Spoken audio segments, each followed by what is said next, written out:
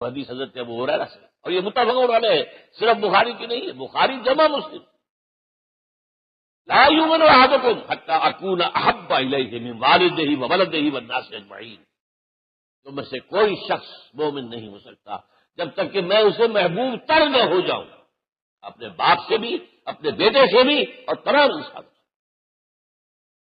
جھانک لیجیے دل میں صورتحال یہ ہے یا نہیں ہے. کیوں محبوب ہو جائیں؟ اس لیے کہ آپ کے ذریعے ہدایت ملی ہے، آپ کے ذریعے ہم اللہ سے جڑے ہیں.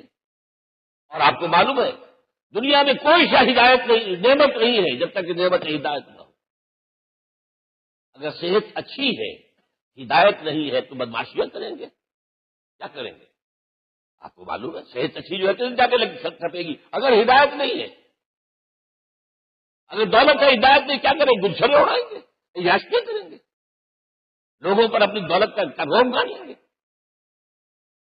اولاد ہے، ہدایت نہیں ہے، یہ اولاد سہان روح بھی بن جائے گی کہیں آپ کے لیے.